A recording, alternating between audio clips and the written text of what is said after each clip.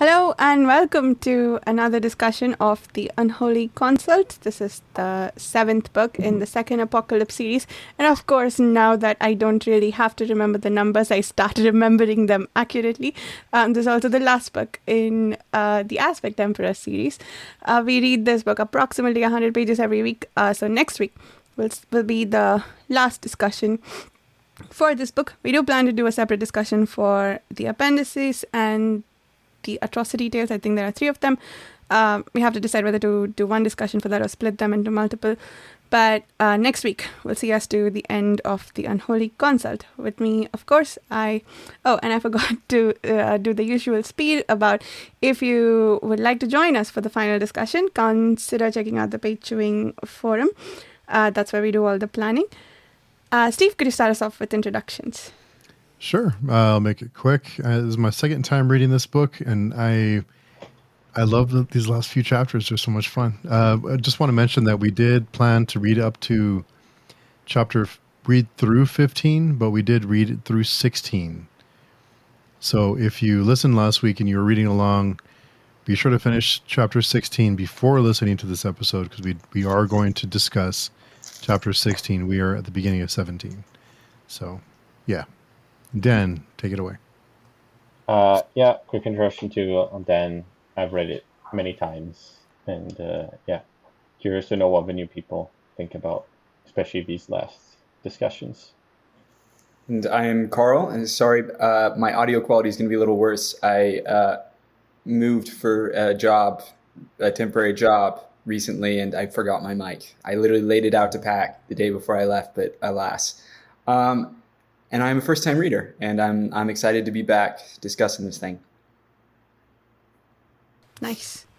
So we start with where did we stop last time? 12. So chapter 13, the occlusion. Nope. Yeah, it is the occlusion. Is this the one where we start with the Inchoroi hanging from one of the horns upside down? Or am I remembering stuff that we read last week? It's all blurring together for me because I missed the last discussion, didn't I? No, we have one. Or no, you didn't do it? I don't know. It's time is a flat circle. I think you might have missed the previous one too, though. Oh, maybe. That's right. There was one, but yeah. Yeah, and now that all the characters are in the same place, it starts to get a bit harder to figure out where each chapter ends. It is. It's harder to differentiate. So you talked about, I definitely missed, because we talked, or you must have talked about Sorwheel dying, which was like, I'm curious. I think you missed the Sorwheel dying and the Proyas betrayal. I think that's the main thing of the one you missed, right? Yeah, and really, I'm not gonna lie, Sorwheel's death, that really hurt, especially with how abrupt it was. Like it was climactic, but also like not. I don't know. It was interesting. It was written well, and I should have known that shithead kid was going to be the one responsible for it. It is interesting to see that our theory played out too. I don't know. I guess I just didn't listen to y'all's. I thought I listened to you when you discussed it. Did anyone mention that the theory that like there was going to be some like body hopping? Like that's what ultimately happened. Yeah. With the White Luck Warrior, that is, I mean. And so that was... I think you predicted that. Play out. Yeah. You predicted a lot of stuff. I was impressed by that. I think that was... I forget if that was Justin or you, Varsha. I know it wasn't me, back towards the beginning of all this. I think it was Justin. Justin, if you're listening, we miss you. Yes. Come back for the last episode. I got it. Where did we start with these chapters? What happened in these chapters? It started with the Inchoroi reminiscing about his wonderful past and their hallowed vessel faltering upon the shoals of the promised world and the fall. The inertial inversion field piercing the crust to the pit, which of course I highlighted because it sounded incredibly scientific. What is the inertial inversion field? I guess there was some sort of energy shield that they try to use to soften the impact. And we also heard about, previously it's like something hit the Earth before the actual arc hit it. But it seemed it didn't work completely. And that's what. Oh. So I Yeah. think the crater was caused by this initial hit, probably, of inversion field, whatever it is. Yeah. And it raised up the mountains, which I guess we kind of already knew, but not really. It So is that was pretty interesting. cool. It definitely feels like we have like dived right into the sci-fi much more, directly in these final chapters, which makes sense right now that we're actually at the arc. And we're getting another laser gun.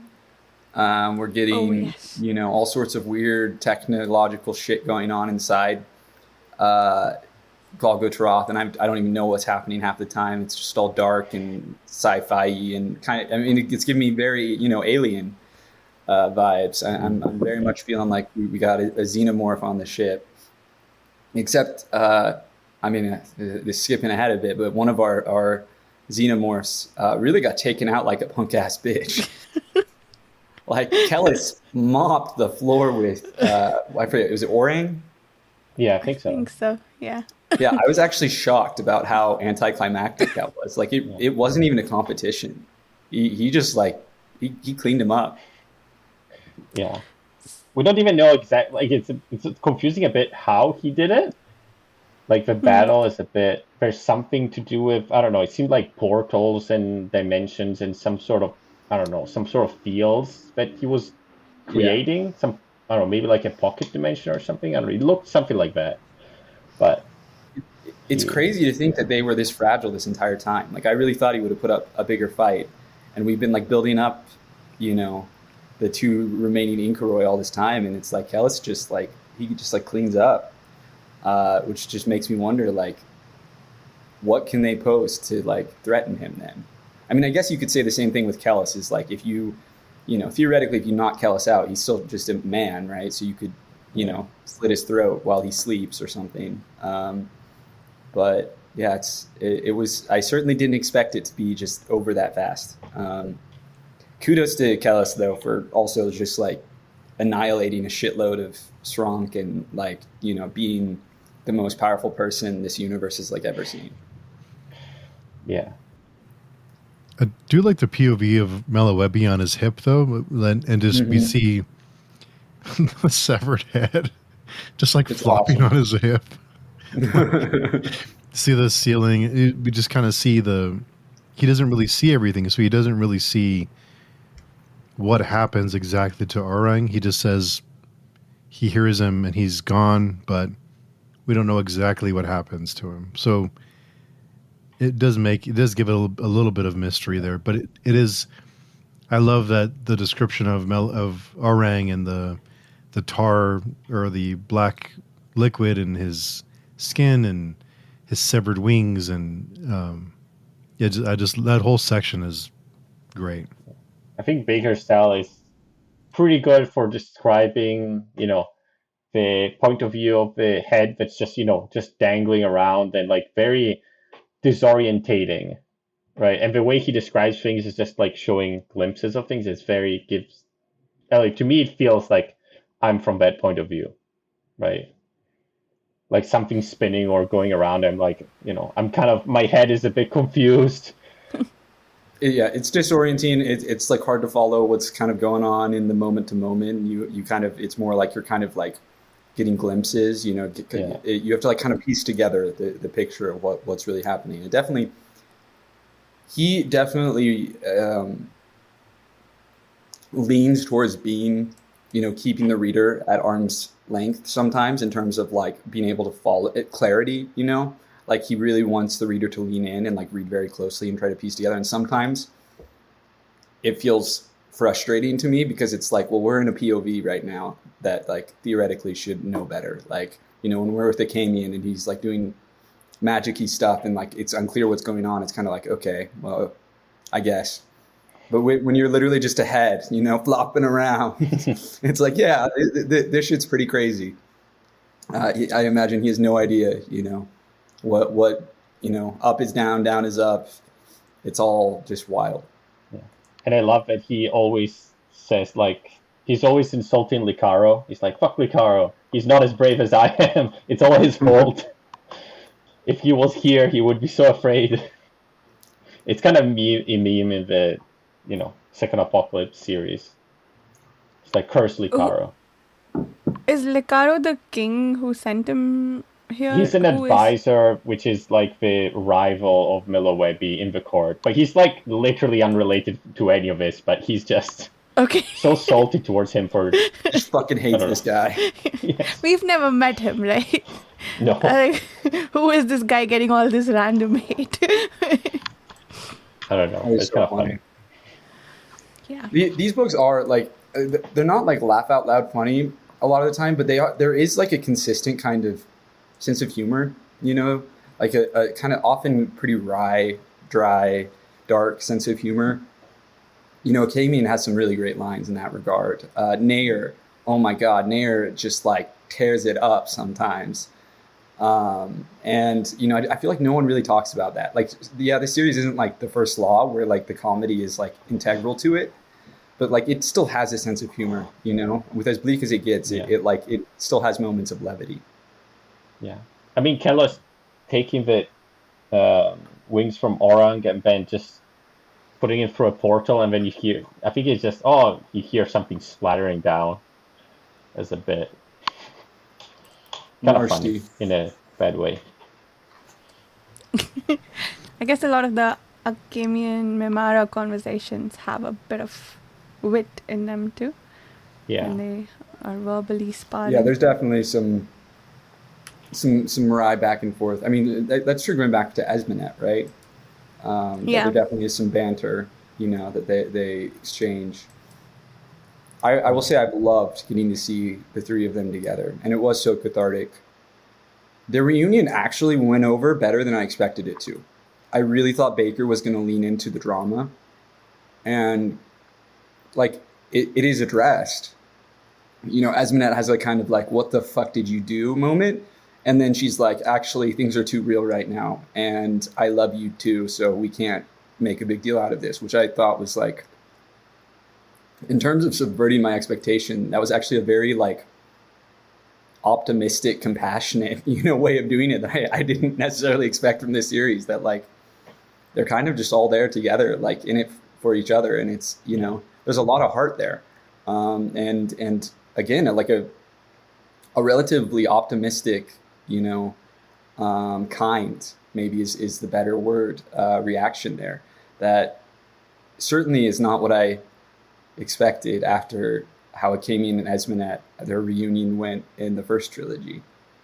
But I guess with age and everything, they've like kind of mellowed out to some degree, and they're both just like, yeah, this is fucking insane, and we both hurt each other, but like we love each other, and the world's ending, so might as well focus on that. And it's actually kind of sweet, and every scene with all of them, I have deeply enjoyed, amidst a lot of battle scenes that occasionally my eyes glaze over. What did you guys think of the other reunion of Kellos and Akamian? I think it was in these chapters too. Yes. Yeah. I'm trying to remember, was Akamian kneeling when Kellos showed up? Like, no, but he kneels when he asked him to save Proyas. Oh, okay. It was very emotional, very moving. Yeah. It is still tragic because Kellos continues to play Akamian, like even in that moment, he's sort of, pulling his strings, and it's just pitiful, I guess, that even for all that's happened, Akamian still can't break away from the Adunian manipulations. Yeah. Still has no power over anything that Kellos does, right? Kellos is like, well, I did it, there's nothing you can do to make me change my mind. Yeah. I think it was kind of relatable in a way, because when you have someone that you have such strong negative feelings for, and you want to get in front of them to tell them just what you think about them, and then when you get in front of them, you're like, okay. Yeah. No, you're right. It is. It's very human. And I think almost part of the problem there, right, is that you have such strong emotions, right? And so it becomes hard to control them and hard to like reckon with all of that. And that is the power of the logos, right? Of like trying to like dampen those emotions, to better separate yourself from them, allows you to maybe react more intelligently in the moment, or more, at least more intelligently to better your own aims, whatever those aims are. And Akamian, certainly, if there's one thing he has not done, I mean, I would argue it pretty much the entire story, but certainly in these sequences of scenes is kind of forwarding his aims. He pretty much hasn't done anything he set out to do. So, but that's, that's part of the course with Akamian. But what are even his aims, to be honest? I don't think he knows what his ultimate goal is at this point. I just in terms of like judging Kellis and like getting Mimara to judge him, and in some way sort of confronting Kellis, I feel like Steve said, when he finally gets that opportunity, he like completely blows it, because he just melts down and is like, you have to save my boy, not him, not my boy, which was really sad. They really, I got to give credit to Bakker, where I really was like, Preuss has been my guy in all these books. And then after the savagery, just the like irreconcilable evil that was done, I thought, okay, I'm done. And now I'm back to pitying him again.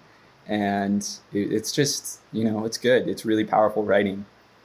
And it also, the moment I think maybe I do sympathize with Kellis a little bit, and then he goes and like pulls some shit like that, and completely betrays Preuss and just acts like a complete monster. And God, I fucking hate that guy.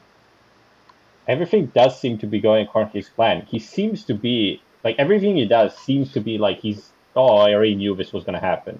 And he says at Ben too, right? Oh, I'm on conditioned ground, right? Yeah. But again, we still don't know what he's doing. It's got to blow up in his face. Like, there's just no way it goes according to plan. I mean, he already, in some way, it did blow up in his face because there was a nuke that he didn't know was there. Yeah. And so I'm like waiting for the nuke moment in Golgotha. Like, what's going to be hidden here that he's not expecting, or something, we'll see. And where the hell is Kelmomas? I realized that after I got to the end of this section, was like thinking about it, is like, we haven't seen Kelmomas in like many scenes. Like, I swear the last thing he did is he was just like killing a random guardsman. And that was like way at the start of the battle. So like, I don't know what the fuck he's like, we literally just don't know where he is. Yeah. I guess maybe he saw some of the Skilvendi. Yeah. Who's the Dunian kid who got abducted by the consult? Was it Kelmomas or was it Kellis's grandchild? I don't know what you're referencing. So there is a scene. It didn't last very long, but I don't think this was the Sylvendi. I think it was people from inside Golgotha. They captured a blonde-haired kid who was in chains, which Kelmomas recently was. Oh, that's got to be Kelmomas then, yeah. Yeah, it's Kelmomas. And now that you say that does sound like a thing I remember reading. Yeah. It was in the process of building the no god too. Like, it was in some scene that was referencing doing something to do with the no god, which of course it has to be. But maybe Kelmomas will become the no god. I don't know. Right, but the avatar. I'm trying to remember that part. It was not a flashback to one of the dreams, right? No, it was the current period, was it? I'm trying to remember. Yeah, I don't remember. Pretty sure it was current. It was a kid in chains getting abducted by,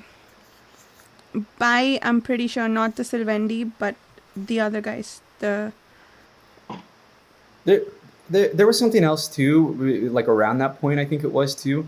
Did Moingus kill Nayar? Or did something like that happen? Or was people talking about him threatening to kill? No, Nayar said to Moingus, if you leave my presence again, I'm going to kill you. Okay.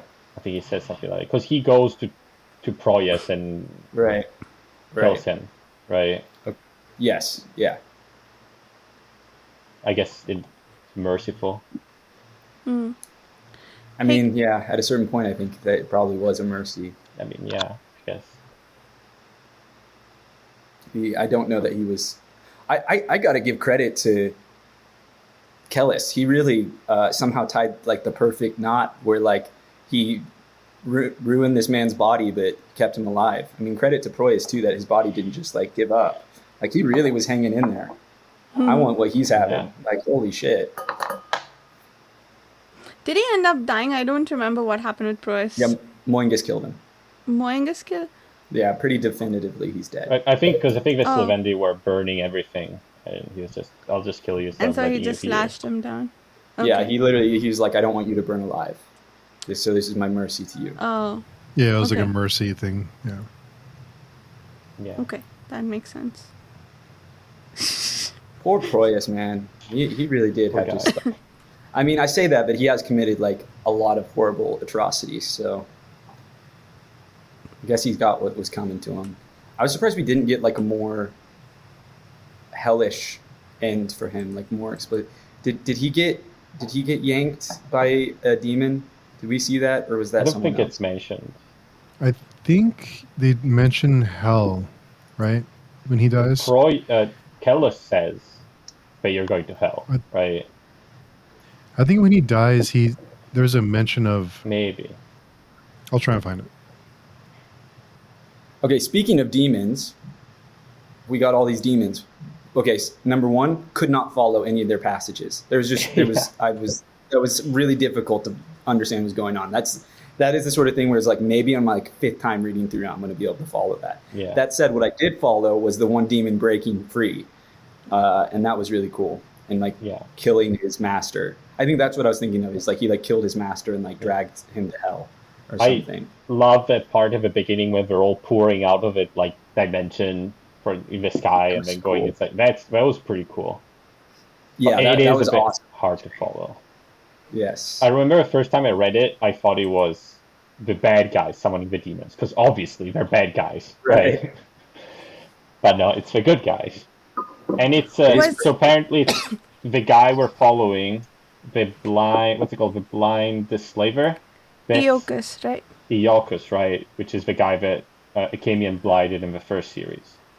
And that was a nice callback to the first series because I think in the last battle of the first series also we got some Eokus plus demons he summoned POVs. So it's just insanely cool. That's one of those like magical things that's like it's just so cool. You know, we should some more of it.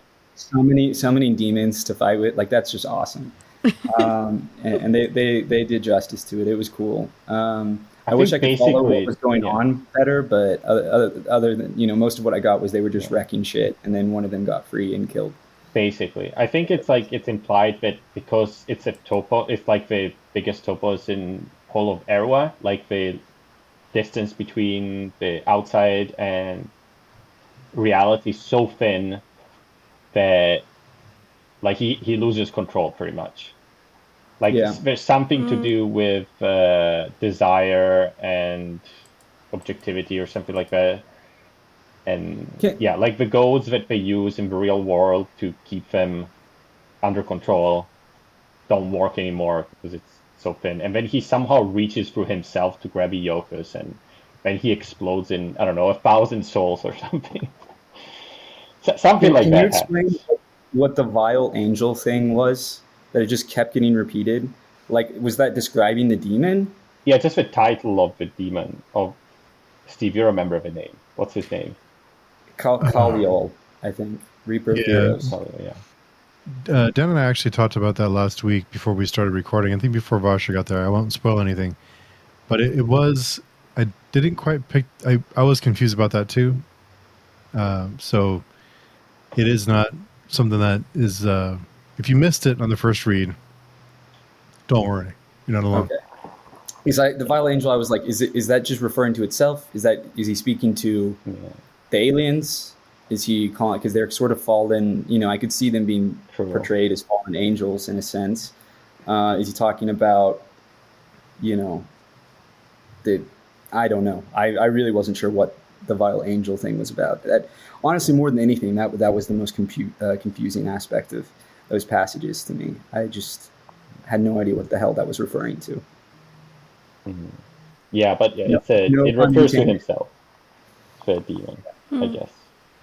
What demons are and other things we're not going to get into right now, but So we can get into it later. Okay, we'll probably, yeah. get some answers. There's a whole lot to discuss next week. Okay.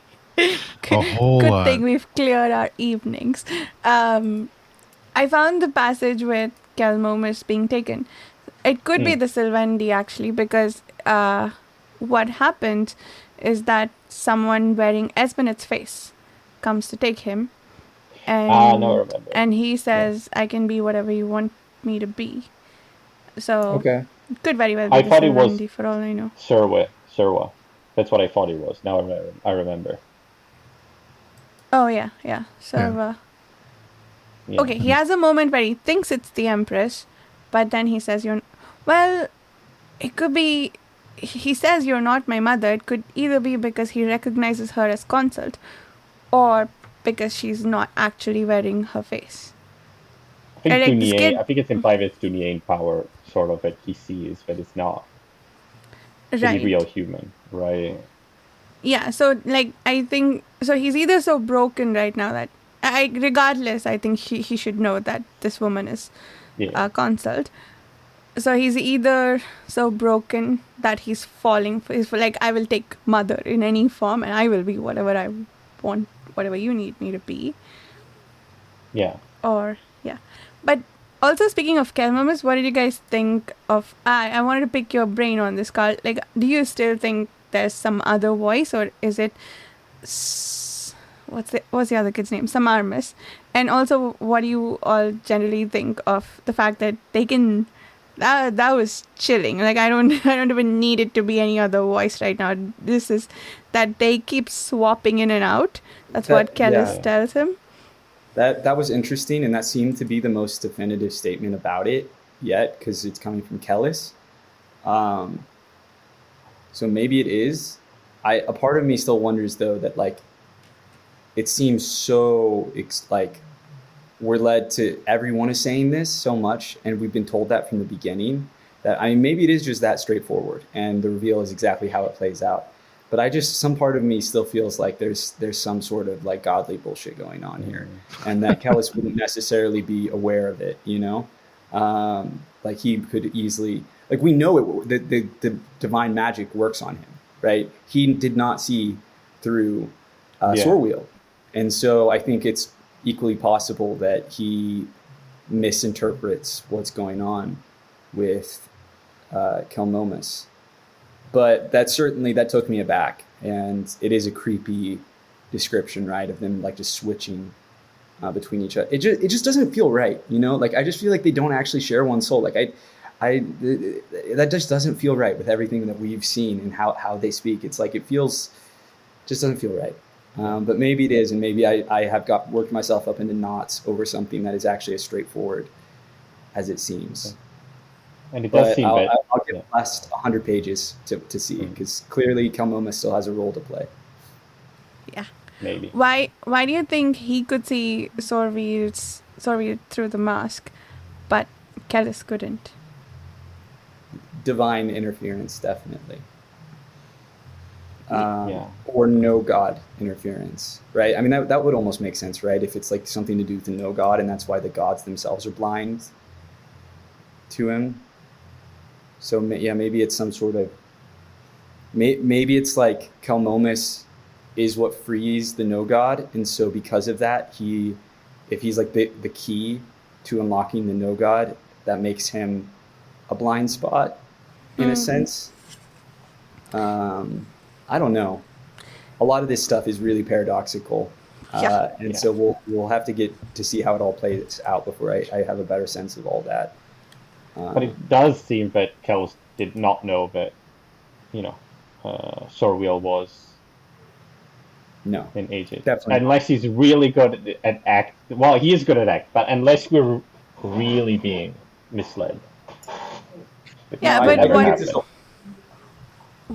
what reason does he have to lie to Esprit? I guess maybe to finally make her let go of him for whatever reason. But yeah, I'm thinking about what that means. Like, let's say it is no god interference, and that's the only entity we now know right now who the gods are unaware of. So this has to be pre-planned, right? Like the bringing of him to this place, or at least from when he's here. The fact that he can't see them, like he has to be sort of assigned. So there is some like it's like there are two deterministic threads playing out, and Kelmomas is part of the second deterministic thread, but he was also like predetermined to do something. Yeah, maybe some other god stuff, right? So you have chaos when they interact. Ooh, I like that. I almost feel like it has to be tied to the no god, right? Because the no god is the blind spot. Like that's the way, to me, it makes sense to be this unifying thing, right? Is all that said, that clearly it's not a deterministic timeline, because if it was, what the gods see would be true, but the future they see is not real. So it seems to be a prediction in a sense. Like their view is obscure. I mean, it's a paradox. Like theoretically, they're supposed to see all of time, but they can't see the no god, so they can't see all of time. So it's just a paradox that way.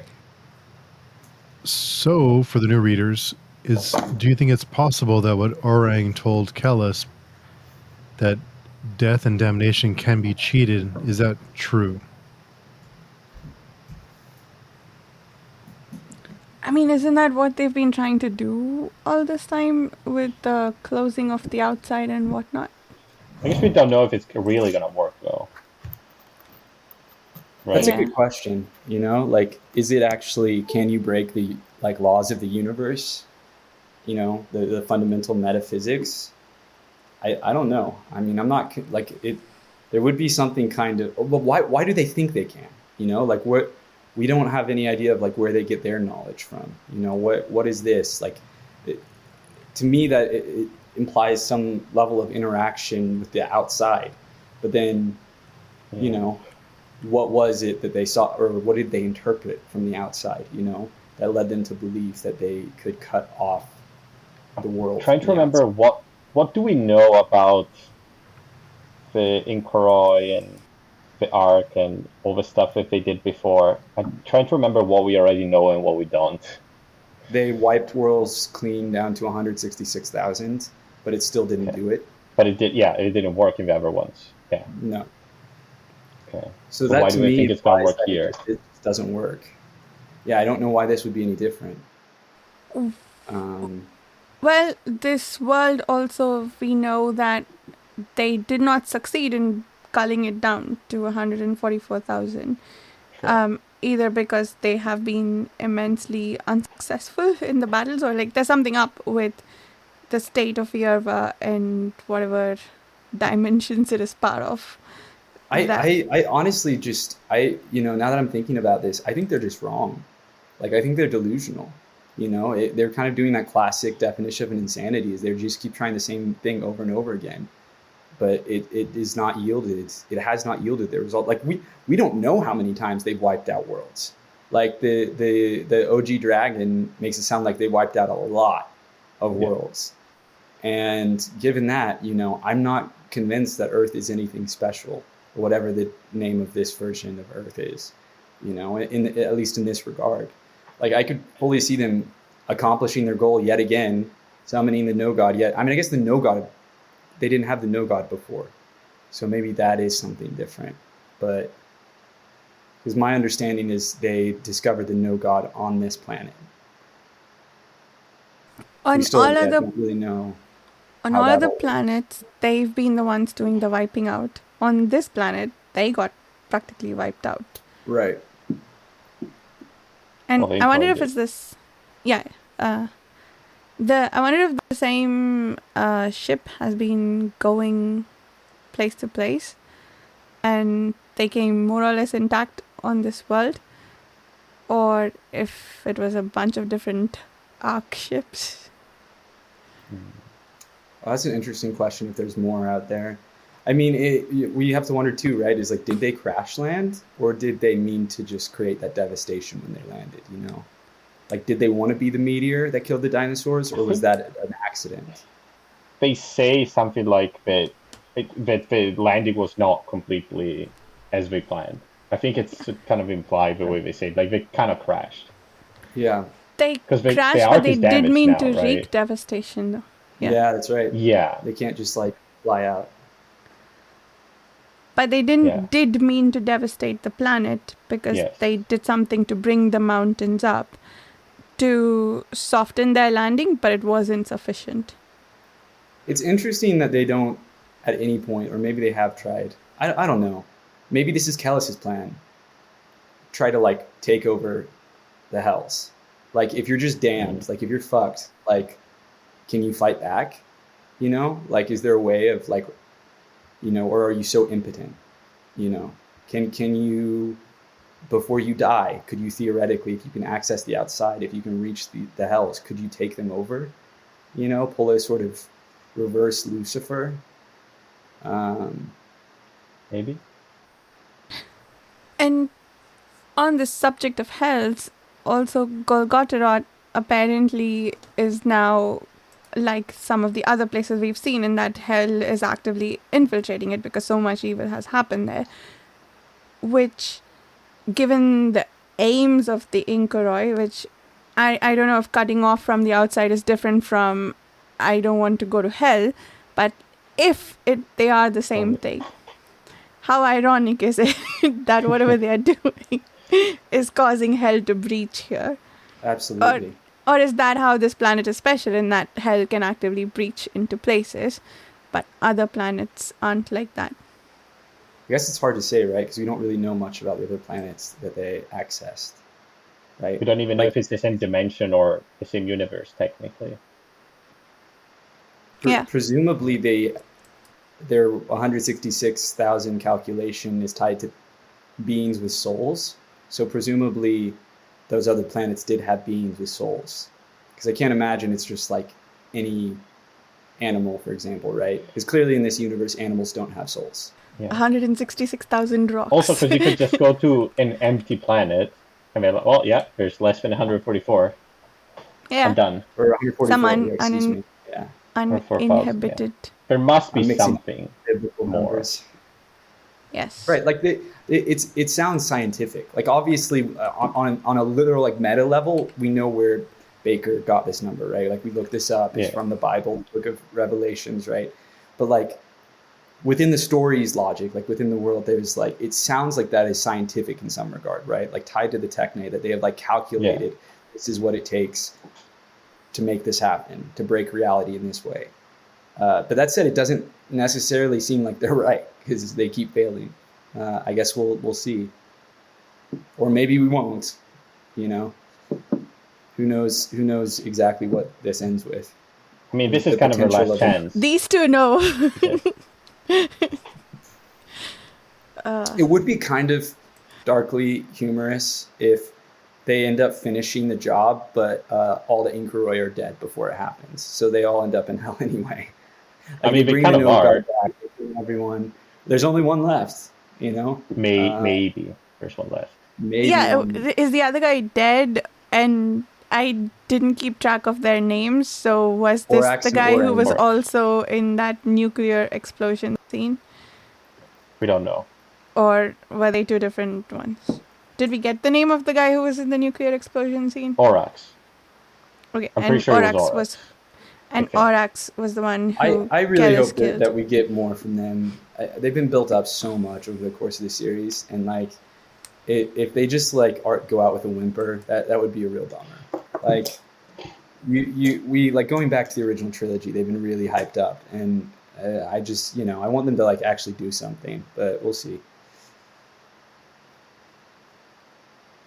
Yeah. I mean, Consult doesn't seem that strong for now. I guess the Shrunk are pretty strong, but they're technically not under the control of the Consult completely. Right. They're cool. Right. Yeah, it was cool to get Yeah, more of the tall. That was really cool. Oh yeah, got another one of those guys. So And these talking are about fighting. shrunk, yeah, Sorry, go ahead. I was just gonna say we got like a chapter discussing the shrunk multiplying and where they come from and sort of, which was kind of interesting, I guess. I don't know, like Yeah. the imagery of like the whole of like I imagine some sort of Norwegian fjords and it's like crawling with like ants and it's just shrank all over It's everything. horrifying. Yes. Yeah, I just That thought that when was I read it, I was interesting. like, oh, this is interesting. But then I stopped. It's like, why is this here? It's just some random history in the middle of the narrative, right? We've been getting more of those. I've noticed in the last few books. I feel like there's probably a direct causation, correlation link between less editing and more random world building, just like pages, paragraphs of just like random information cutting like into a scene randomly. That I don't feel like we always necessarily need. I mean, it's cool. Like I don't mind reading it, and sometimes it's really cool. But like, it definitely like breaks up the flow of some of these scenes, particularly like the battle and everything. So the tall, they are fighting on behalf of the consult, right? Yes.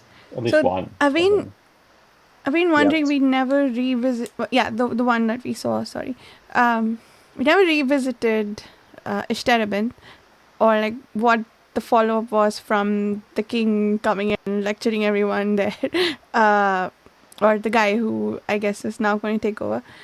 I've been waiting for them to. Not that, the way they've been fighting, they need the day to be saved, but I've been sort of like waiting them to show up, like Aragorn and his army. And that would be cool. I didn't even consider that. I just kind of assumed we were just done with him, and that was just going to be a drop thread.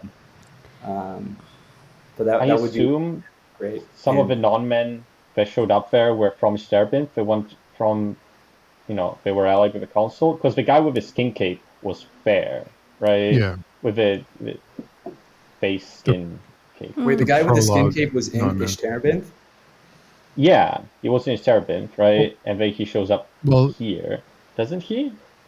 Was he in the Sturb? No, he was in Golgotha. He was on the guy next to the the main bad guy in Ishtarabin, I thought. Or maybe there was another guy with some weird skin cape. I think there was. I don't think it was a skin cape, but there was some sort of weird skin thing. Maybe it was another guy. Okay. But I do think it might have been a different guy. I don't know that for certain, but I vaguely recall talking about some strange cloak, and it wasn't the same as the guy in the first book. Oh, okay. Yeah. But I don't remember if that was in Ishtarabin. Yeah. Is that we were like, is this a guy? No, I think it's different. Okay. I feel like we had that conversation, but I also remember the conversation of the skin cloak guy, which I had totally missed, being the one yelling down at badass Viking dude. Who was that? Yeah. The guy who went up and was just yelling on behalf of the Great Ordeal and was basically like, doing a dick measuring contest. Oh yeah. That. Speaking of darkly funny. And that was a great scene. I loved that. I instantly liked that character a lot. I don't even know where he is. Have we watched him die yet? Has he died horribly yet? So many people died. I don't know. I know. I so don't many know. names. Yeah, if they never show up, I'm wondering what the point of that excursion to Ishtarabin was. What else did we get for the purpose of the story? Like, yeah, we got the Serwa-Sorvi relationship, I guess, but I mean, I do think it furthered the story in many ways, but I don't know if it necessarily tied in to the end of the climax. I mean, we'll see. I guess we have 100 pages left. We got a lot of lore from it. Yeah, I guess I kind of assumed it was just kind of an episodic adventure that furthered Sorwheel and Moingus and Serwa's characters, because it did. It absolutely furthered their character arcs in major ways. And certainly there was a lot of lore and furthering of the non-man politics. But I don't know if it really relates at all to this final battle. I think that's the biggest takeaway for me from that whole thing is just the non-men, and kind of more information about them, how they live and where the mountain and the boatman. And I mean, it's creepy as hell. They're so creepy. Yeah. I love it. I guess it kind of ties up some sort of like, okay, this is kind of the end of the non-men, like there, and then it seems like all the ones here kind of get destroyed too. Like this seems to be like, okay, pretty much they're almost all gone now. Sort of. I see. Maybe it's a bit of setup for the next series or something, because it's non-men are dead, the humans are now like what's left and will be running the world now or something like that. Or like they are the I mean, they were pretty foremost gone people. before too. Yeah. I guess they're Yeah, they were pretty even more gone, but they're Yeah. like They're just properly even going more gone. extinct now. Yeah. Well, I think we're seeing the aftermath of this war that's been going on for centuries or however long it's been going on, and seeing what's left of both sides. So we see the Inchoroi, we see the non-men, and we see what's left of kind of this long battle and I mean, where things are. They're It both is kind interesting. of pathetic a bit though at this point, compared to what they used to be, both the consult and the. I was going to non-men. say, Consult is also, pretty pathetic. It's actually kind of shocking. It does make you, it's interesting to think, the way you were framing it, Steve, that like, it is sort of like this war never ended, or like the hot portion of the war, I guess, ended, right? What you might call the apocalypse. And we're now in like a second hot portion of the war, but like it was like a continuous Cold War that these like huge, geopolitical dynamics never actually went away, although most of society didn't realize they were happening. But it wasn't like the consult wasn't still influencing things and like actively working towards their destructive ends. And at the same time, you still had the non-men kind of out here. I mean, everyone had to deal with the Sronk. The Sronk never went away. Like, it is sort of just like this never-ending war. Yes, we see what the non-men have become, and and the threat is still there. I mean, the arc is still looming. So the non-men have been, I guess, they've been suffering for a long, long time, and they're still alive. They've been through so much, and they're completely mad by now. But yeah, so I think that's what the disturbance chapters were, and I guess it does set up a little bit of. It just goes into what Kellis may or may not have known or learned over this time too, and so it kind of fills us in on what his motivations are too, like what the deals that he's been making behind the scenes the last 20 years or so. Yeah, that's interesting to see continuing to be unveiled. I'm very curious to see how all that pays off. It just seems like for a lot of these, like for the non-men, there's like no future. For the Inchoroi, I don't know, even at that point, like what future was there? There's like 2 guys left. What's the, I don't know. It seems kind of doomed for a lot of people. Like, I don't know what the good end game would be. The non-men were screwed from the instant the Wound Plague happened. Like, that was their apocalypse. There's no coming back from that. It's just all downhill from there. Like, you're talking about the fading of the elves. Like, this is the most literal, scientific, like, depressing fading, Like, this society, like, there are no more women. You cannot have any children. Like, and all of you men are going to just slowly go insane.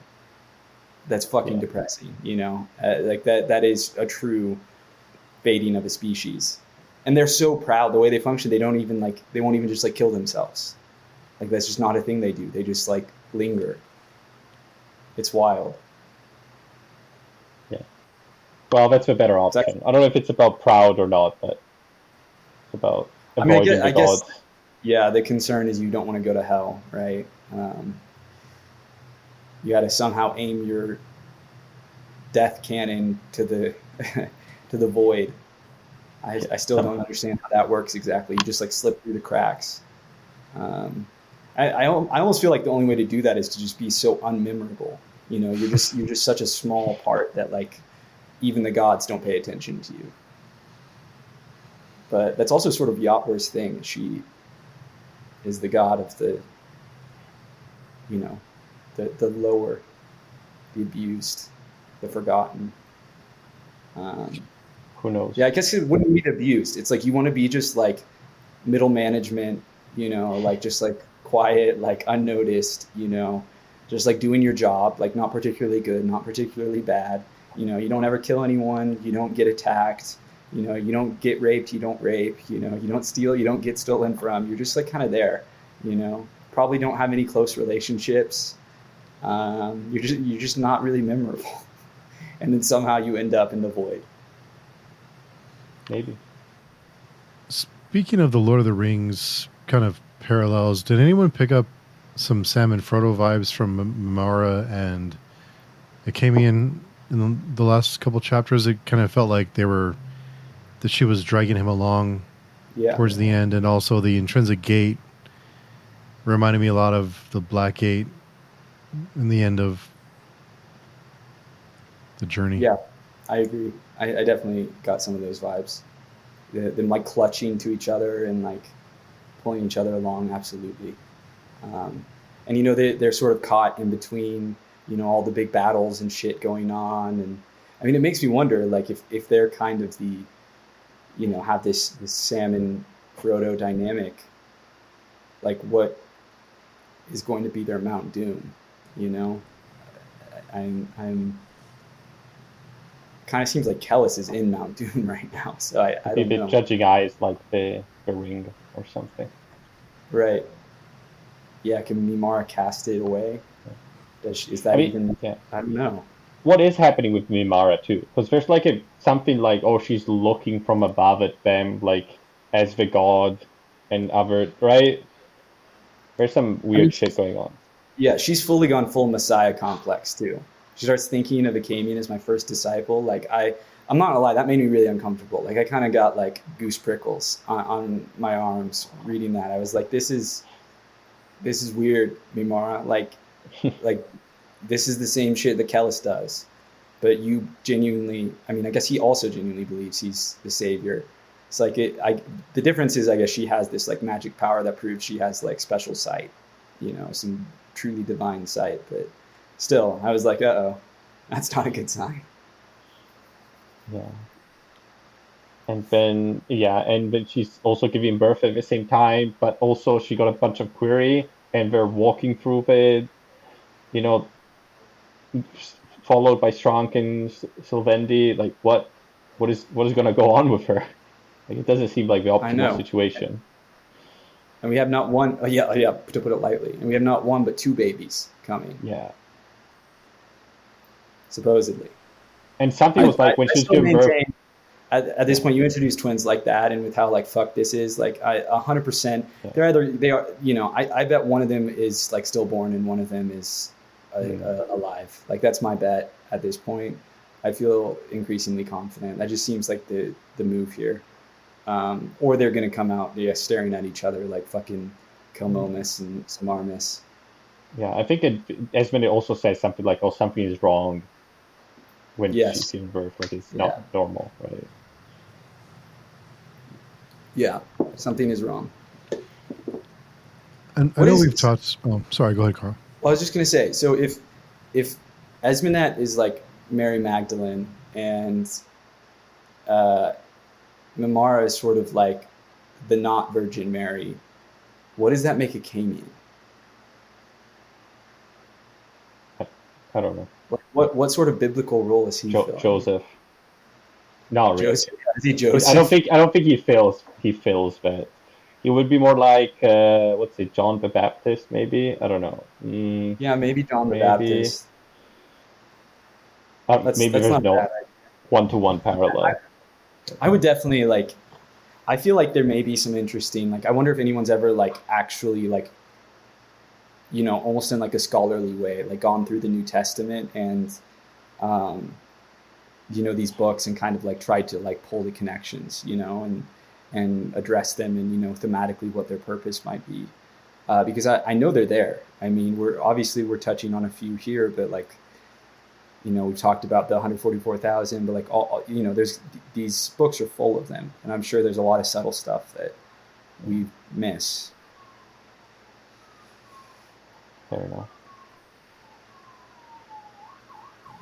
There's a few things that when they mention scripture, from when people talk about scripture, they recite scripture. I need to go back and check and see what that may relate to in the Old and New Testament, but there's definitely parallels with kind of the other scripture we've read, like the different wording and things. But I know we've talked about kind of checking out during combat scenes, and I go back and forth because Bakker does like to introduce characters during combat scenes and make it seem like they're a big deal. Like this person was like a champion of whatever. Like, so I think that's his way of introducing people to give it a little bit of levity during these crazy times. And I kind of see what he's doing without having to spend too much time to build a character just to die. But I do enjoy his close quarters combat, the hallways in the Ark, the descriptions of the Ark. That all was I really enjoyed those combat scenes because it really amps up the tension when there's only so many places to go, and there's not a lot of top down military style engagements. It's just people with weapons going against other creatures with weapons and just going after it. So I did enjoy those battle scenes, which there were definitely parts I enjoyed, and I did really like the comedic bit of the one guy who gets this. He's this. I don't even remember his name, but he gets this amazing flaming sword that's so cool, off the dead non-man, and it's going to be like epic. And he confronts the dragon, and the dragon just steps on him. It's like what a great kind of funny. That almost felt like a First Law moment. It's like such an obvious subverting of classic fantasy tropes, just for shits and giggles. It's not I don't think that is necessarily the most thematically deep part of the series, but it is a very fun scene, and I appreciated it a lot. It was a nice moment of levity amidst all the shit fuckery. Even before, I think there's like a funny moment when he's following the mages, and then he suddenly sees them running the other way. Yeah, that's towards right. him, yeah. Right? That's so true. So Serwa is my new hero from these battle scenes. I love the scenes with her, and I'm sorry, I did not zone out through most of the scenes in this section. Actually, I don't think I zoned out through any of them. They were all pretty intense. And, oh man, the bringing down of the horn, how freaking brilliant was that? I loved that scene. It was fantastic. You didn't mention the spear. Yeah, that too. But it's not the spear. Yeah, it is It's another spear. I was really hyped because for a moment I thought it was, and I was like, this doesn't sound right. It was like, there's something, no. I even wrote a note in my Kindle, like, did Carl finally get what he wanted? And then it got shut down Bakker's 2 minutes later. I'm telling you, Bakker is one of the gods, one of the Seafrang, more like. And he saw this. He saw how invested I would be. And so he lays all of these hints just to fuck with me. So is this being normal? mocked across time. I'm sorry. Because Carl and I have a bit of like an opposite experience with the Heron Spear. Is this what was your guys' experience? Like, did you latch on to that at all as you read through it? Was that something you tracked and looked for? I looked for it when my first read. I didn't really catch it. I didn't really understand exactly what happened in this section on the first read, but it was much more satisfying on the second read. And I wanted to say, anyone who's reading this series for the first time, you're going to miss a lot of stuff, and it's okay. So don't feel like you're you're an idiot. Well, I'm an idiot too, so who knows? But no, there's lots of cool moments. But no, it was fun to see some techne being used. Yeah, and the I whole was super- pacing of the scenes before, which were like paced by the first shot and the second and the third, and they're counting all the shots and everything's divided by that, was pretty cool. Yeah, the pacing of that, that was a really great section. That was one of the combat sections I really enjoyed. I will say we got another like Serwa is my new cleric, just for like I keep thinking she's dead and then she just keeps coming back, and then lo and behold at the end of the last chapter she gets this heroic entrance. She is the new unkillable, so I just hope for her sake she doesn't encounter a Kami. Oh wait, no, that's what just happened. No, they did. Never mind. Yeah. Yeah. So yeah, now I know she's about to die for real. Yeah. Okay. So Wait, why? Sorry, Steve. Just why would her encountering a Camian? I'm mostly joking, but just that it was a Camian who finally killed Cleric after everyone else failed to kill. Oh, okay. Sorry, yeah, I forgot. Like he fought all of the baddest motherfuckers in this universe and lived to tell the tale, but a Camian got through. But he let Mostly a 'cause he was Camian like- kill him. Yes, right, exactly. Like I know why. I'm not, I'm making a joke out of it. No, I know. It's funny. No, I'm just saying that now. I'm just telling myself Serva's not going to die. Fair enough. Fair enough. No, I do actually seriously believe, though, that she is going to have some sort of pseudo-heroic send-off. So I wouldn't be surprised if she does die imminently. No. She's in bad shape. I hate to say it. Like, Stop it. Sorry, I'm speaking this into existence. No, go ahead. Sorry, I was just kidding. But If I can't have my Heron Spear, no one can have happiness. sorry, Steve, you were saying. no, I had a question for everyone, mostly for the new readers, but well, for Dan too. But is Serwa the? We talk a lot about there's no likable characters in this series. And I don't know that Serwa can be a completely likable character because she has done some things, but is she potentially someone who could be a likable, someone you can root for if she survives? Because she does have a badass moment in these chapters. Yes, but with the caveat that I know in these series, these characters are always going to do new terrible things. You know what I mean? Like, I don't know. I mean, I've excused a lot of shit from Proyas, so certainly I can excuse some shit for Serwa. And you know what? I would. And I would catch a bullet for Theliopa. Rest in peace, Queen. Yeah. But I don't know. I guess of the like more aggressively Dunyan on a certain board, she's probably the most likable. Yeah. I remember when I was reading it the first time, I was like, with the previous part about Sorwheel, I was like, oh, she's finally, learning about more like human emotions, starting to feel human emotions. I was like, oh, she's gonna be together with Sorwheel or something like that, because she was kind of a likable character. That's I remember what I was thinking before all that shit happened. See, that's how I knew it was gonna all go wrong, is I was like, she is getting moments of humanity, and this is how I know it's just going to be devolve rapidly. I am bummed that we haven't seen more of a reaction, like her reaction to Sorwheel's death. Like we have gotten like a bit of it, but I get things are happening quickly, and she just kind of has to keep moving. Yeah.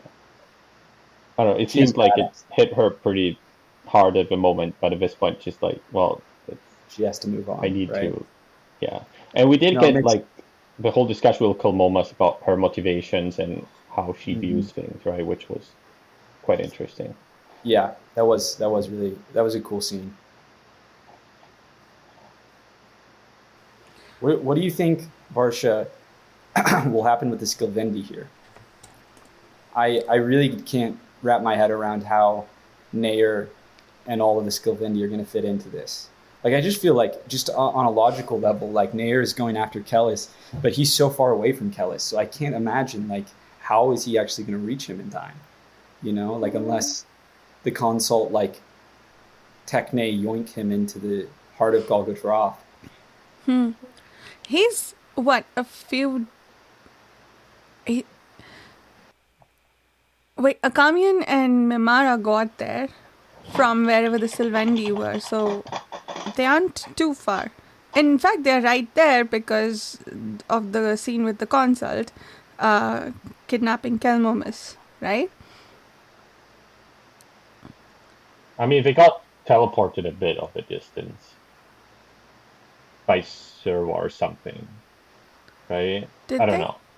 Like, they didn't walk all the way to Golgotha, Who? I guess. Akamian and Mimara, yeah. Mimara? Yeah, there's no way that they would have walked that all the way. Yeah. I would I say also they feel are like at, let me see, like there's maybe no outrun. 20 or 40 miles away? I don't know, based on this map I found. Wait, how did they get teleported though? If Akamian can't make her walk above the earth, can Mimara teleport them or I don't know. Wait, did Akamian not teleport them? no? I don't No. think Akamian knows to teleport, but he wanted to protect them from the Shrang. He wants to walk them above like the sorcerers do, and he can't because Mimara doesn't want to give up her Korai, right? So how did Oh, they that's right. teleport? You're right. if- You're right. That's right. That is a thing that happened. So they haven't been teleported. I guess Serwa just arrived there. I think that's what happened, actually, Yeah. I guess. Yeah, Yeah. I think they just arrived at the same time. I'm really surprised the Skilvindi didn't just like write them down. I guess they just kind of let them go. Yeah. I don't think they care, right? Yeah, apparently not. That's what I'm saying. I was like, what's up with the Skilvindi? What are they going to do? You know, are they just going to write up the back of the Great Ordeal and like route them? What I don't know. That would suck. That would be really depressing if the Skilvindi just are the reason humanity fails. That would actually be very poetic in a way. It's the humans who finally cut down the humans. Fucking if Nayar is the big bad at the end of all this, it's like fuck the consult. And Nayar's the one who brings humanity down. I swear to God. Maybe Nayar has been no god. I'm going to take back everything I ever said about Nayar. Just kidding. He's a great character. That would actually be a really epic thing for him to do. So I kind of support it. You just went through like 3 different opinions there in 5 seconds. Listen, I'm just trying. You know, I'm kind of trying to get in the headspace of Nayar, right? Who's just like constantly like all over the place. You never know what he's going to do next, right? He's feeling 1,000 things at once. Yeah. How can Kellos predict what he's going to do if he doesn't know what he's going to do, right? Exactly. Oh man. Yeah, I have no clue. I feel like Nayar probably wants to kill Kellis, but at this point, what's his end game? And was he just waiting for him to show up at Golgotha so he could kill him? Yeah. Apparently he was just camping out and just like, all right, whenever they get up here. Good plan, man. Good strategist. I mean, we'll see. It may work. It may, you know, he's just patient now. He's like, I've waited decades for this. all just to give Kellis a little kiss. He's just gonna find Kellis and give him a little smooch. That's what this is all for. Maybe. He missed him. He's He a missed good him really bad. Said, you remind me of your dad so much. Yeah, but the Sylvendi are there, right? Because they kidnapped Kelmomas from the same camp that Esmened and Akamian are at walking distance from Golgotha. Yeah. That is an insane walk, though. Like, by my understanding of geography, I mean, I'm going to be honest. If they're genuinely walking distance, I think we're playing fast and loose with geography here, because that doesn't, like, the camp was far away. Like, it was like on top of like a hill that was overlooking like a whole, like there's a lot of shit that they had to cover. Not even Several miles distance. Yeah. Yeah. But it was about what, a half a day's ride or a day's ride, because they camped. They went to, I don't know, wherever the battle was about to start, and then the next day the battle started. Yeah, I mean, it probably was like half a day. You're probably right about that. Something like that. They just have a pregnant woman who's actively giving birth, an old man in poor shape. Admittedly, they're strengthened by non-min ash, so that definitely helps. Which Esmened hasn't sampled yet, right? Nope. Oh my God! It does occur to me that really is like the sacrament. Like they're doing the like who are Yeah. eating flesh, holy flesh. Wow, interesting. Where's the blood? Where's the blood? We have the body. Where's the blood? I thought it was really funny when I think Akamian and the Mandate Schoolman, he was admonishing them for eating shrank, and the Mandate Schoolman was like, "What did you forage? What did you eat while you came here?" And he's like, "Nilgeckers," and the other guy whose name I forget. Yeah. Which is shrank, but better. Yes. Yeah. But This is high that- quality, really muscly, lean meat. Shrank. I guess it seemed to be grass like fed. if you eat the flesh of some other of these creatures, you start becoming more like them. That's what it seems like. Like on a meta biological level, like that. I wonder if the idea of maybe I'm reading too much into it, but maybe Kalos wanted the Gyaradeal to eat the Scalded because he wanted them to turn them back into humans, kind of, so he could actually mount the invasion. So he's like, well, I need to make them eat humans so they become more like humans, and they purge this shrank out of them. But I don't know if that's true. That's interesting. Interesting. I think that's a possibility because you're definitely onto something of like you are what you eat, and so maybe that was like the end game. I mean, I don't think it makes it better. Makes it even worse. No. Maybe I don't know. It's the breaking point. It is the transition point, right? That makes them kind of turn back. But yeah, the question is, did it work on that same sort of biological level or not? And was that Kelos's plan? Or maybe it's just if enough time passed since they ate shrunk that it was starting to fade. Maybe I don't know. Actually, that's an interesting theory, though. That's a cool idea. Fucked up. Yeah, it doesn't make it any better, but it's interesting. With Kelos, you never know. No. Okay. So about the Battle of Arsha, were you able to figure out all the stuff that was going on? Because a bunch of different things happened, right? Maybe it doesn't matter too much, but Yeah, I mean, I think the parts with Serwa, like while I cheered for her, some of it I zoned out. The demon stuff, like Carl said, like I had a bit of trouble to figure out who they were referring to. The Malawabi scenes were, those are great. But what was I saying about that? Yeah, at some point, Kellis was flying up really high, and he was it Kellis or Mimara? I forget. I think they were both up above the heavens. Except Mimara's is sort of legitimate because she's on behalf of the god.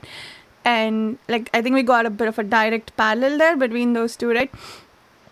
And they kept referring to the shroud, and I couldn't figure out what it was until I think finally it's the Shrank shroud, right? The one that like showed up from the other side of the mountain that we got a big note about how they bred. Like there was a lot of the shroud, and they were like high above. They could see the shroud, and they were above the shroud. And I thought it was maybe some name for heaven itself, like the blueness of the heaven. But I think, and I mean sky here by heaven, not like heaven. Firmament. Yeah, but that was it. Like some of those bits were a bit confusing, but I don't think I missed too much. Like I didn't zone out during these scenes. There was a lot of stuff here. I think just the main thing is like they attack and there's Nome defending, and then at some point the Bashrag, just break from the inside, and then they get surrounded. So now they're defending Golgotha. I guess that's the main. Oh, when the horn fell and the ship tilted so that the other horn, I don't remember what happened to it, but it changed positions. That was friggin' brilliant. I love that. That was so cool. And everyone was just jumped up from the impact, right? Oh yeah. And also, like one of the upcoming chapters is called the Upright Horn, which is funny. No? That is kind of funny. You're right. I mean, that was the straightforward. There was the uprighted and the canted horn before. Oh yeah, right? that reminds me. What does canted mean in this context? It's like oh. because the arc was not straight. It was like an arc, so one of the horns was straight and one was at an angle Oh, I see. in the earth, Okay. and then he cut this one. Okay. Okay. That's less cool than I thought. I thought they were both like this, and this one cut all the way down. But it is still pretty cool. Slight angle, yeah. Yeah. I mean, and also, the scene where Akamian expresses awe at, like, he leaves the tent, right? And Espinette and Mimara are worried he won't come back. He does come back, but the awe that he feels when the horn falls, and he's like, "This, we never got this far," in all the dreams that he has been experiencing, and his reluctant admission that maybe Kellis knows what he's doing and he might be what they need. That whole monologue was brilliant. Yeah, it does feel really epic, the framing of all that, particularly through Akamian and his memories or his Seswatha memories, that is, that, like, this is the furthest humanity's ever gotten. You know, they're pushing them to the brink. You know, the only people who've gotten this far were the non-men. And that is pretty remarkable to consider when you think in some ways how far humanity has fallen, that, you know, Kellis did manage to make this happen. Now, that doesn't excuse the horrors that he's done. And we'll see if he succeeds, but it's holy shit. Like, that is epic, reading about that. And I'm excited to see who gets to fight the dragon. I suspect it will be Kellis. Oh, interesting. I did like in that scene, though, like the whole thing about Akamian wanting to leave when he should have been there to help them, in a sense. Yeah. I don't know. To me, it felt a lot like, you know, just like sort of that's the role of women in history. It's like, well, you know, this is the important thing, helping Mimara. That should have been the concrete important thing. And Akamian instead is distracted, I guess, or like doesn't want to deal with it. Right. And just, you know, like he just goes and looks, because it's like that doesn't benefit anyone technically. You know what I mean? It's like not a concrete good thing to do. It's just like something that he feels he needs to do for some other higher reason that, you know, like compared to like just the compassion, being there to help who you love. I don't know. To me, that was like pretty strong sort of scene. Oh, that was a great scene. I think it, you know, tying that, what you're saying there, Dan, with, you know, kind of what Steve was talking about earlier with the Lord of the Rings, like Frodo Sam parallels, is it is awesome to see the narrative lesson that it seems like Bakker learned from the Lord of the Rings, which is that by putting these two, you know, you have the big grand scale epic final battle, but also a more intimate, quieter story that is in many ways getting more towards the core themes of what this story is about.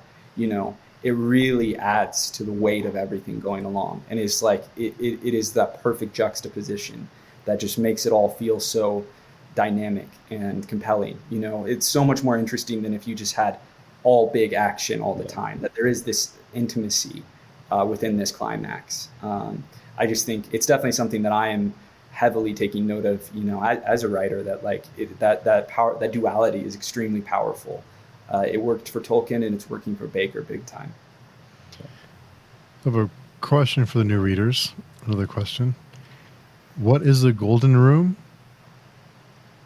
What do you expect if and when we get there? Oh, I have no idea. Engine? That, like some sort of fucked up soul engine or something? I don't know. What's the inverse fire? There was one section that made me wonder if they were talking about the sarcophagus.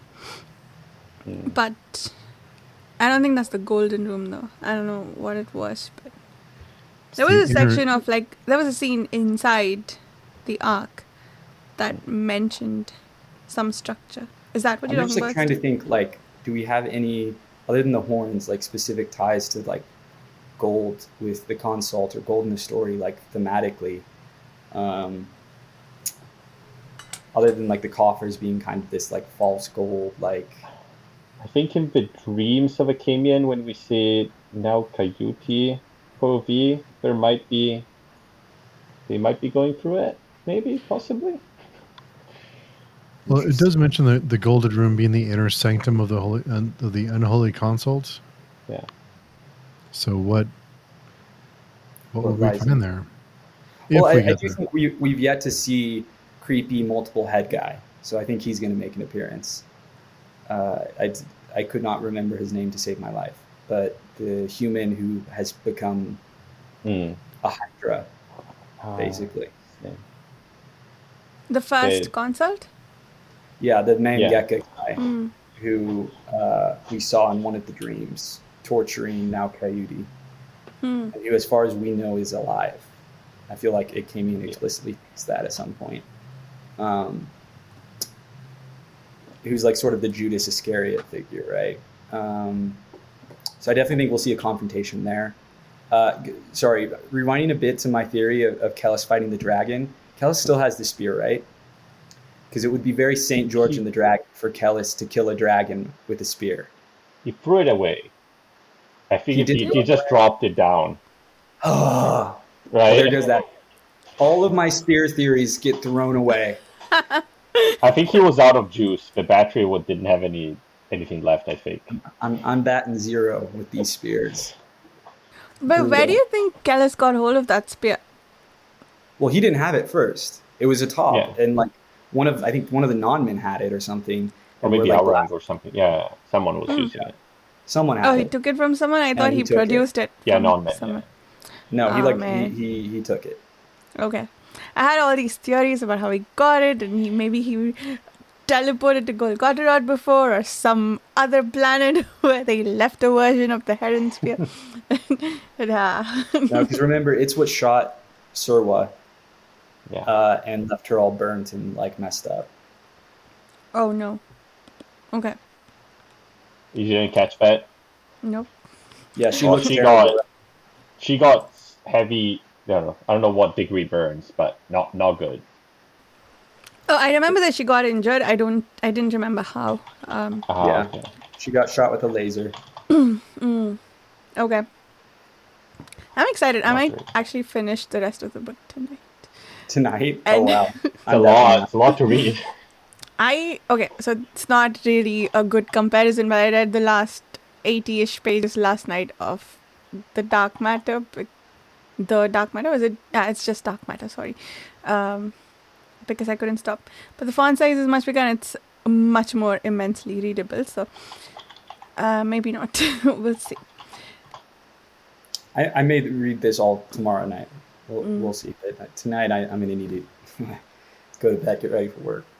Ooh. Yeah. I cannot afford another bad night's sleep. I've not been sleeping well. Seswatha has been in my dreams. Oh no. No. Yeah. I guess I am not caught up on my sleep either because I stayed up reading Dark Matter. This is the bed you've made for yourself. Yes, it is, unfortunately. Sorry, Steve, you're muted. Sorry, it's late. I can almost guarantee that if you decide to read these last couple chapters, it will keep you up. Yeah, So that sounds about right. I wouldn't suggest reading it late at night before. Okay, got a plan Because well. your huh? mind will be going. Okay. Noted. Well, all that said, is there anything else we want to cover here? Or are we going to talk about quotes now? I think we're ready for quotes. I thought we'd spend several minutes talking about the spear, but you guys told me he just took it from someone and now it's Yeah. dead. So let's do quotes. Sorry to disappoint you. The only one I have is just the description of the Raku who is guarding the door. On 347, I just kept listening to this over and over, but the head rose with the soulless grace of a python, glittering black, revealing a mane of white spines and long as spears, and a serpentine neck as thick as the mastodon's waist.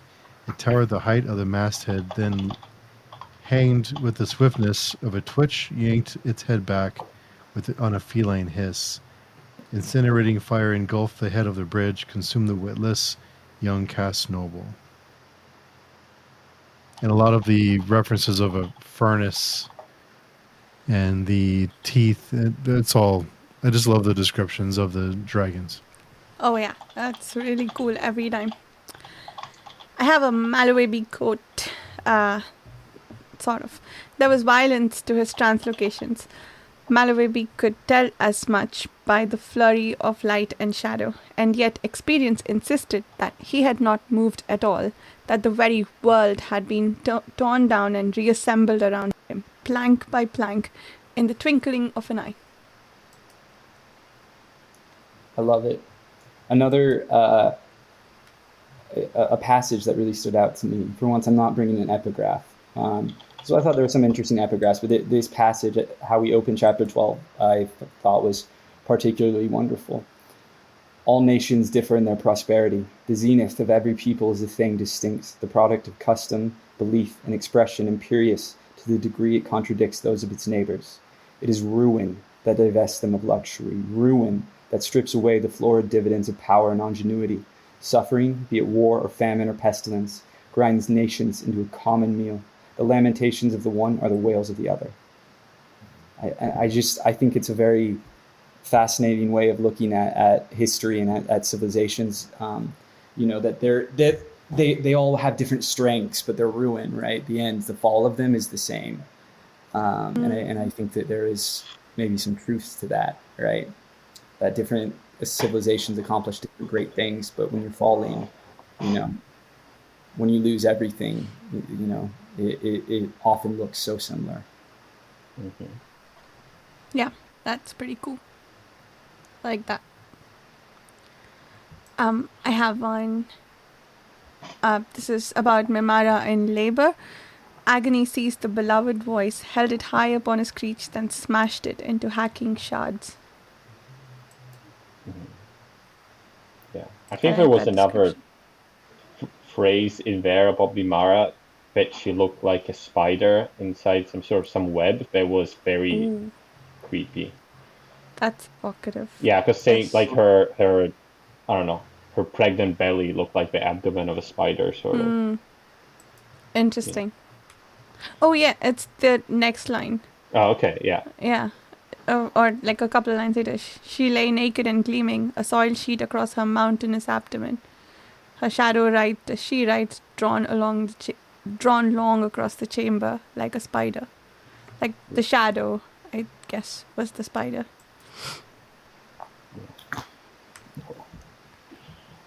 Bakker really is so good with these uncomfortable horror, like descriptions, the metaphors. They are so creepy and unsettling to read. I really would be interested to read like a straight up horror story if he has one in him. I think his sci-fi book might be just horror. I got to check it out at some point. I have a copy. We can do it. We can do it later. There you go. Let's do it. Yeah. You can come back around. What's it called again? Neuropathy. I have a copy of it. Okay. Of course. Any other quotes? We're excited to get to the last. Excited Yes. to get to the. Yeah. I can finally read the last pages and not get scolded for it. This is conditioned ground. We're crossing it. That last little section of, it's okay. I walk conditioned ground, and just. Oh yeah. Such a great stopping point. Isn't that literally the same? Like conditioned ground, isn't that literally from Dune? The same wording, right? Or is it different? It might be slightly different. It's the same idea, though, definitely. Yeah. But it might be the same. I don't know. I feel like we've had this conversation before. I think so. Months and months ago. I don't know. Certainly, it's the same idea. But I don't remember if he ever gave it this. Maybe he did give it the name condition ground before. I don't remember. I just remember thinking this time that it was very similar. What Moengus had set out for him was quote unquote condition ground, right? So yes. This is so that was a question I had of sorts. Like I thought conditioning was something someone else did and you walked it, but Kellis is saying I'm walking condition ground and he himself did the conditioning. What does that entail? I guess I hope we'll find out, or we can talk about it. quite a We shall lot see. next week. It's gonna be fun. Yes. All right. So let's do outros then. Dan, do you want to start? Sure. You can find me on Pitching Forum, the Empire 17. Talk about anything relevant. Please join the forum. Only relevant.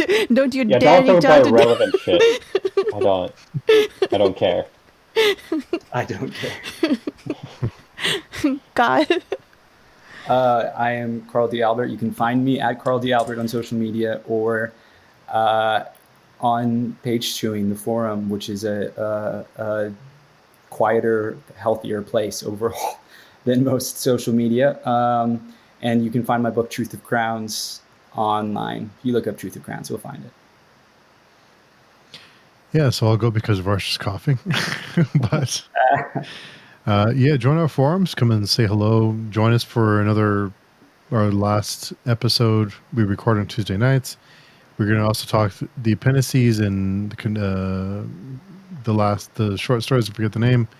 Atrocity Tales, and we can always do other episodes later. But also, I want to say, read Truth of Crowns. The links are in the description. Go read it and go check out our episode that Varsh and I did with Carl to discuss the book after you read the book, because there's lots of. Carl likes to torture his characters, so if you like that kind of thing, if you're listening to this, you'll probably enjoy Truth of Crowns. So go check it out. I'm done coughing, so I'll go next. You can find me on the YouTube channel Reading by the Rainy Mountain, hanging out on the Patreon forum, the podcast Speculative Speculations. And yes, do come join us for the next discussion if you are able to, or come talk to us about the series on the forum. And we do have an upcoming read-along-ish coming up for Malazan starting early October. So if that's something you're interested in, consider checking out the forum. Thank you so much for listening. We'll see you in a week with the last of this book. Bye.